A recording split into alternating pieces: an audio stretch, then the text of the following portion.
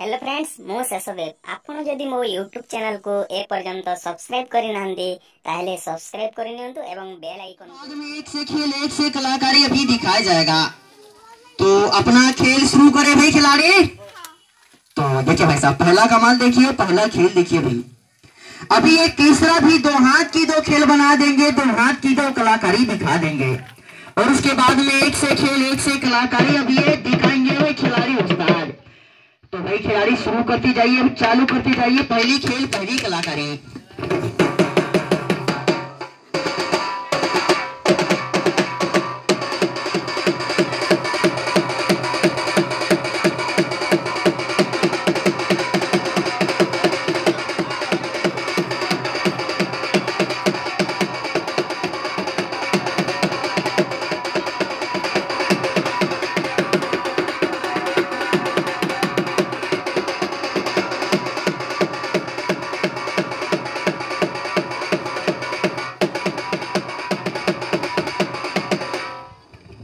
अभी ऐसे नहीं है, अभी दो हाथ की दो खेल बनाओ और दो हाथ की दो कलाकारी दिखाओ। अभी ये दो हाथ को भी किस तरह भी तोड़ मोड़ के अभी लब्बड़ की तरह बना दीजिए।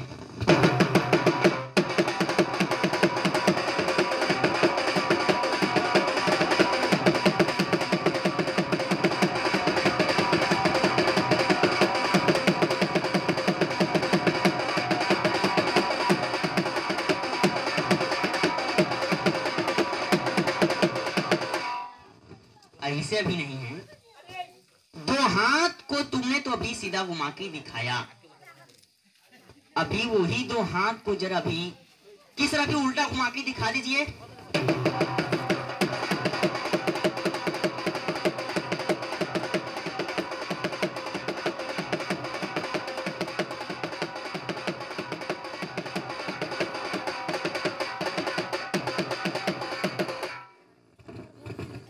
अभी एक लोहे के कड़े उठा लीजिए और अभी एक लोहे के कड़े उठाकर अभी ये सारी बदन पार करके दिखाइए। देखिए भाई साहब, देखिए बच्चे की मेहनती, कोई नजरबंदी की खेल नहीं ना, कोई जादू मदारी की खेल नहीं।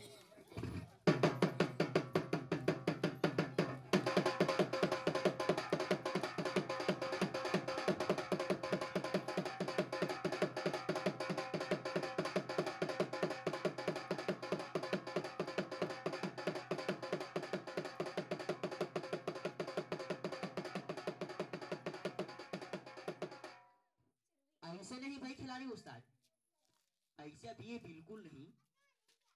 अभी अगली खेल अगली कलाकारी दिखाओ, उल्टे पांव उल्टे गर्दन की, अभी एक किस तरह भी पार करके अभी दिखा दी।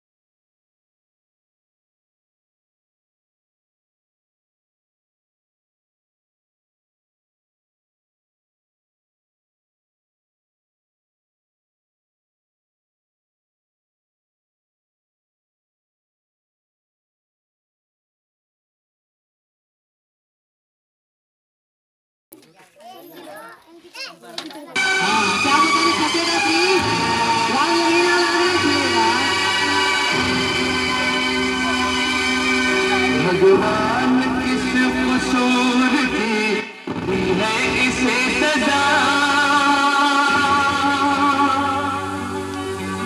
जिंदगी यही है तो है जिंदगी में क्या, भगवान कसूर की दी है।